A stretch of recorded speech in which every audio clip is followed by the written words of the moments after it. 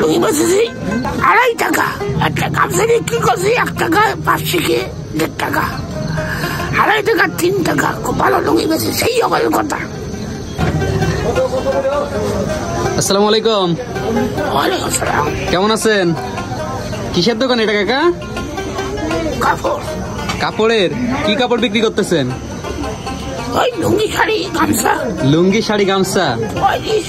কত বছর ধরে এটা বিক্রি করতেছেন এখানে? 60 বছর। 60 বছর। দর্শক, আজকে আমি এমন একটি দোকানে আছি, আর এই দোকানে কিন্তু প্রথমে আসতে হলে অবশ্যই আপনাদের বিছানের উপরে এইভাবে বসতে হবে। বসে তারপরে আপনার এই যে দাদুর দোকানের যে জিনিসপত্রগুলো আছে ওইগুলা কিন্তু দেখতে হবে। এই যে এখানে দেখুন তিনি কি কি বিক্রি করতেছে, আমরা একটু দেখি। এই যে এখানে বিভিন্ন ধরনের লুঙ্গি আছে, আর এটি হচ্ছে উপরে দেখতে পাচ্ছেন টালি দেওয়া। আর 60 বছর ধরে কি এখানে বসে বিক্রি করতেছেন? ওই 55 বছর চলে। 55 ওই 60 বছর ধরা চলে এক কথায়, তাই তো?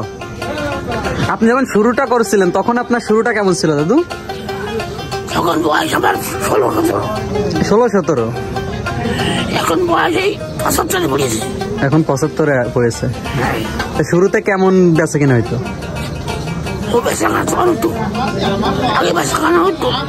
তখন 1 টাকা বেচেছি, একটা লুঙ্গি বেচেছি 2 টাকা, মানে 2.5 টাকা। 2.5 টাকা একটা লুঙ্গি বিক্রি করেছে?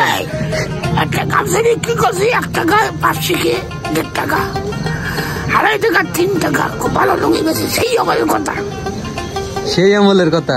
2.5 টাকা, 2 টাকা, 3 টাকায় আপনি এই যে লুঙ্গিগুলা বিক্রি করছিলেন?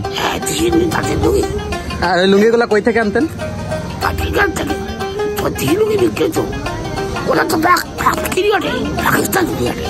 পাকিস্তান পিরিয়ডের সময় আপনি ইন্ডিয়ান মালামালও তখন আনতেন নাকি?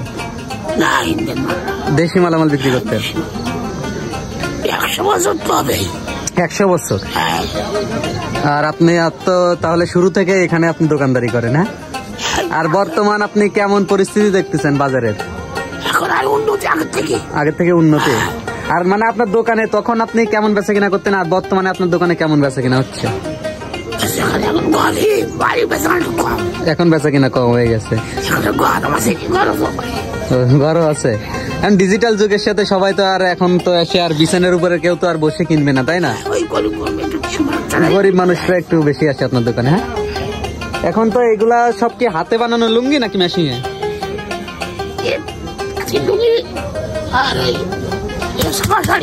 আচ্ছা আচ্ছা।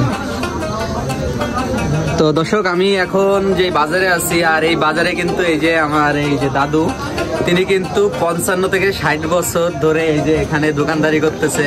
আর এই দোকানটা দেখে খুবই ভালো লাগলো যে এখনো সেই প্রাচীন ঐতিহ্য, প্রাচীন সেই দোকানগুলো এখনো আছে, আর তারা এই যে দাদুরা এখনো সেইটা ধরে রেখেছে। আচ্ছা দাদু, তাহলে ভালো থাকে না? আসসালামু আলাইকুম।